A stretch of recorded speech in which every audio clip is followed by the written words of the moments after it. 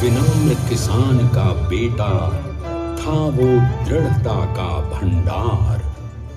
वल्लभ भाई पटेल नाम कहलाता था सरदार। कृषक कार्मिक जनगण से था उसको प्यार अपार। अखिल देश ने उसे रहनुमा किया था स्वीकार। गांधी बापू का शिष्य, सत्य अहिंसा का अवतार, किंतु एक भारत करने को धर लेता हथियार। लौह पुरुष संबोधन था वो लोहे की दीवार। तेज पुंज तुम, शक्ति पीठ तुम, बल का सागर अपरंपार। ऋणी देश का नम्र नमन, तुम स्वीकारो सम्मान।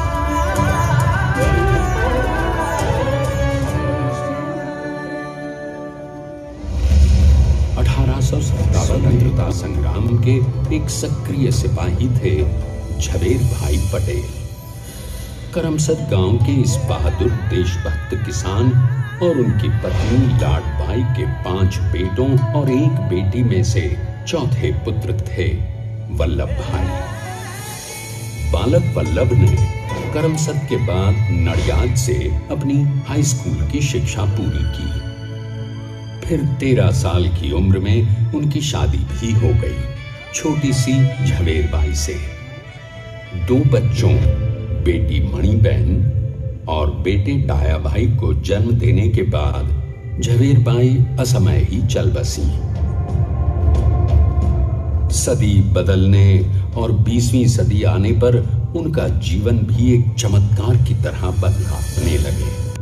पहले गोधरा, फिर आणंद और उसके बाद अहमदाबाद में। मगर जल्द ही वकालत छोड़कर वो बैरिस्टर बनने की इच्छा से इंग्लैंड चले गए। लंदन में बैरिस्ट्री में अव्वल आने और वजीफा जीतने वाले वो अनोखे भारतीय थे। अब तो अहमदाबाद की वरिष्ठ अदालत में बैरिस्टर पटेल की जिरह और जीतों की धूम मच गई।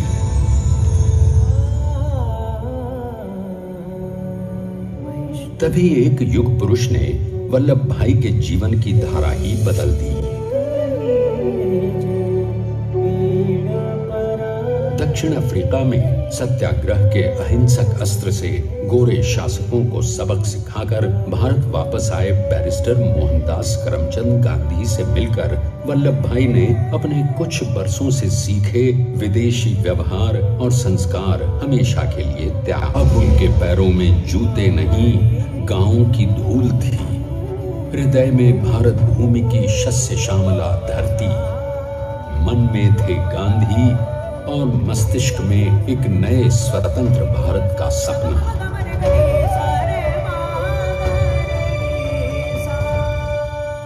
तभी बारडोली के मजबूर मजलूम किसानों की यातना का समाचार उनके पास पहुंचा। तुरंत वल्लभ भाई वहां पहुंचे और यूं शुरू हुआ भारत का सबसे बड़ा और सफल किसान आंदोलन बारडोली। वल्लभ भाई देश में लोग वल्लभ भाई के नाम की कस्में खाने लगे। स्वयं महात्मा गांधी ने कहा, अब वल्लभ भाई मेरे शिष्य या साथी नहीं, सारे देश के सरदार हैं। और देश को मिल गया एक अनोखा असरदार सरदार।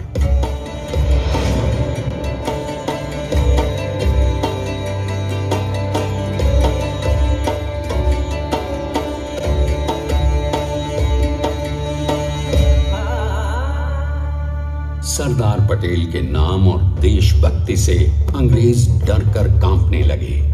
1930 के नमक सत्याग्रह और दांडी कूच में वो बापू से भी पहले गिरफ्तार किए गए। तो सन 1932 में फिर उन्हें बापू के साथ ही जेल में 2 सालों के लिए डाल दिया गया। मगर आजादी के दीवानों को, स्वतंत्रता के परवानों को कौन गिरफ्तार कर पाया है। सरपरस्ती ने, राष्ट्रवादी भारतीयों ने तमाम ब्रिटिश सूबों में जीत हासिल कर वहां अपनी स्थानिक सरकारें बनाई। किंतु सरदार का सपना केवल सरकार बनाना नहीं था। उनका स्वप्न तो था एक ऐसे नए भारत का जहां हर रंग, हर रूप, हर जात, मजहब, तबके का हिंदुस्तानी एक साथ मिलकर एक ऐसा नया भारत बना सके जहां पूर्ण स्वराज्य के साथ सारे समाज को गरीबी, अशिक्षा, छुआछूत से भी आजादी मिल जाए। इसकी पहली रणनीति थी भारत को अंग्रेजों की गुलामी से आजादी की अगुवाई में। अब देश ने अंग्रेजों को अंतिम चेतावनी दे दी, करेंगे या मरेंगे, क्विट इंडिया, अंग्रेजों भारत छोड़ो। बस फिर क्या था, संघर्ष की रणभेरी बजी। 3 सालों के लिए सरदार पटेल को भी सत्याग्रही नेताओं के साथ जेल में ठूंस दिया गया। 2 सालों के बाद अंग्रेजों को बापू के सभी शिष्यों और साथियों को छोड़ना पड़ा।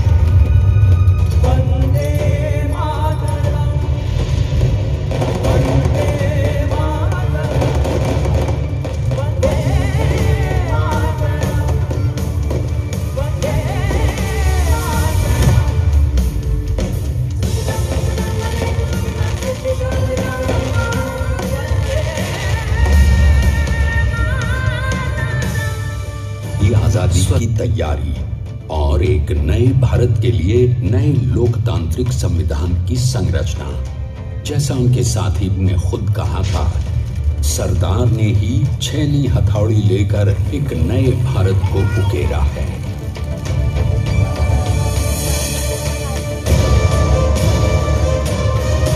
स्वाधीनता तो प्राप्त हुई, लेकिन खंडित भारत में भी उठते विभाजनवादी अंधकार को अभी दूर करना था।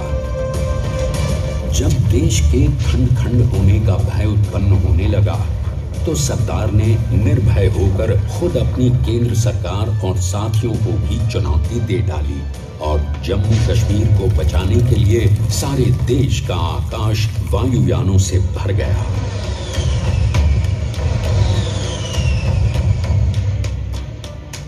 और फिर हैदराबाद और जूनागढ़ के भारत में विलयीकरण को पाकिस्तान से चुनौती मिली। सरदार चाहते थे कि देश की 1 इंच धरती अब और विभाजित नहीं होनी चाहिए। नए भारत को एक करने के लिए समझा बुझाकर मना कर 565 रियासतों को सरदार ने अपनी सूझबूझ सदाशयता संबल से एक नए स्वतंत्र भारत का अभिन्न अंग बना लिया। जैसा उन्होंने स्वयं कहा था, हमें नए धागों को पुराने ताने बाने में ऐसे पिरोना है कि एक दूसरे में गुंथ जाएं और बेहतरीन बनावट वाला एक नया भारत उभर कर सामने आ सके। अंततः अपने वज्र दृढ़ संकल्प से एक नया विराट विशाल एक भारत श्रेष्ठ भारत बनाकर दिखा ही दिया सरदार ने। संसार के सबसे बड़े प्रजातंत्र के शिल्पी को प्रणाम करने के लिए देश ने बनाया है ये समर्थ स्मारक। स्वाधीन भारत को समर्थ भारत में बदलने वाले सरदार पटेल को समर्पित प्रेरणा तीर्थ भी है। प्रधानमंत्री श्री नरेंद्र मोदी के नेतृत्व में बनी विश्व की इस विशालतम प्रतिमा के सामने आकर सारी दुनिया जैसे स्वयं भी नतमस्तक हो जाती है।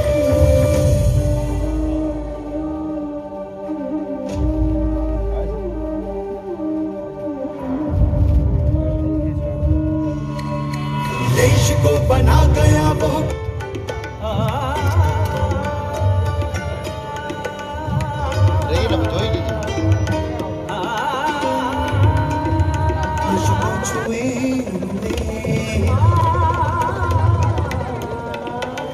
गहराइयां समुद्र की ली हुई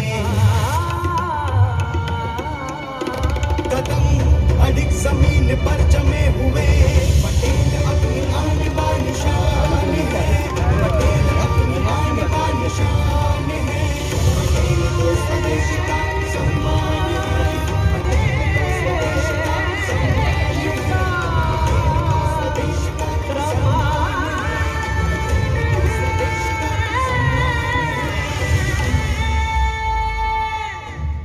देखते हैं कि अपने गगन चूमती इस अद्वितीय अभूतपूर्व प्रतिमा को बनाने के लिए सबसे पहले नदी पर 4500 क्यूबिक मीटर का राफ्ट बना और फिर सीधा 600 फीट का कंक्रीट का कोर बनाया गया।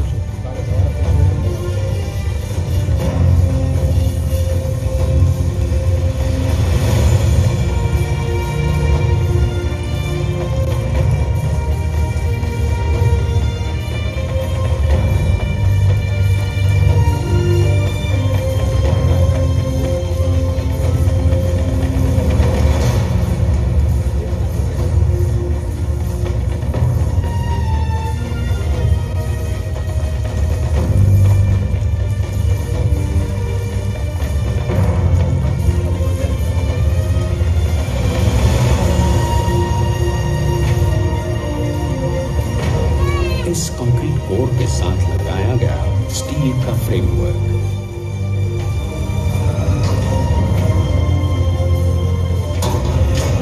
और फिर इस फ्रेमिंग पर 6500 ब्रॉन्ज के पीसेस लगाए गए।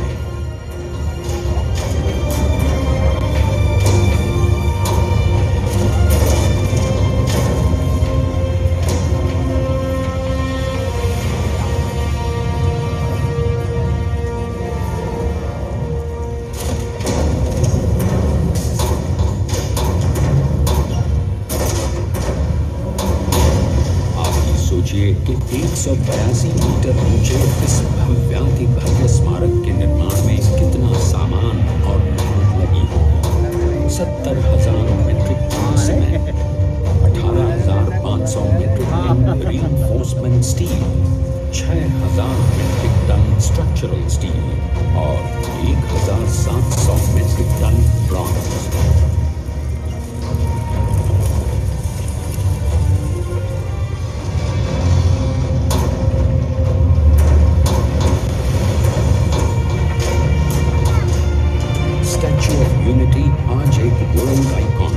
और इसे मुमकिन बनाने में एक सेकंड भी ब्रेक लिए बिना देश भर की टीम्स ने 24/7 काम किया। 250 से ज्यादा इंजीनियर्स, 4500 से ज्यादा स्किल फोर्स और कई लाख मानव दिन यूनिटी के निर्माण में 95% माल सामान, मजदूर, इंजीनियर्स और एक्सपर्ट्स थे भारतीय। जानते हैं कि 182 मीटर ऊंची इस भव्य प्रतिमा को बनाने में कितना समय लगा? डिजाइन के लिए 12 महीने और निर्माण के लिए 34 महीने, यानी कुल मिलाकर केवल 46 महीने।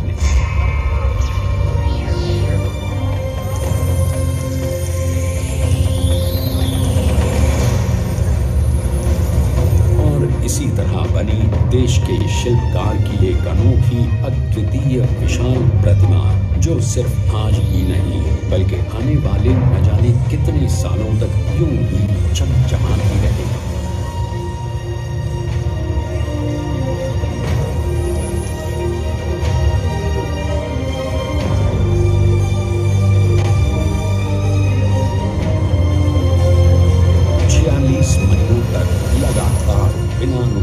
एकजुट होकर न जाने कितनों ने परिश्रम किया और उनका साथ दिया भारत की 125 करोड़ जनता। और तभी मुमकिन हो पाया एक ऐतिहासिक निर्माण जो आज कहलाता है भारत की नई पहचान। स्टैच्यू ऑफ यूनिटी, विश्व की सबसे ऊंची प्रतिमा।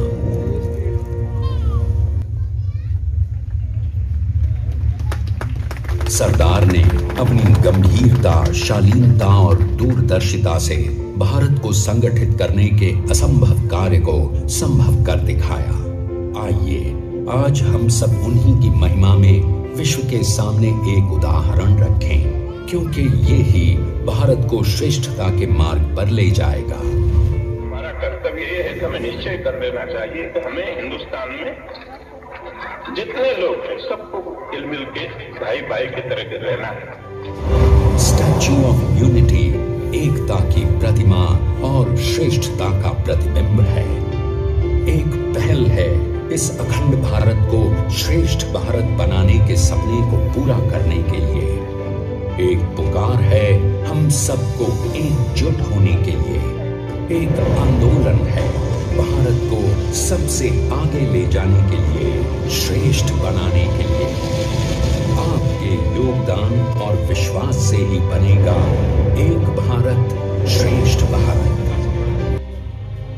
एकता का संदेश है कि भाषा अनेक, भाव एक, राज्य अनेक, राष्ट्र एक, पंथ अनेक, लक्ष्य एक, बोली अनेक, स्वर एक, रंग अनेक, तिरंगा एक, समाज अनेक, भारत एक, रिवाज अनेक, संस्कार एक, योजना अनेक, मकसद एक, कार्य अनेक, संकल्प एक, राह अनेक, मंजिल एक, पहनावा अनेक, प्रतिभा एक, चेहरे अनेक, मुस्कान एक। ये एकता का संदेश लेकर के हम चले। और भाइयों बहनों, ये भारत की विशेषता है, विविधता में एकता। यही भारत की विशेषता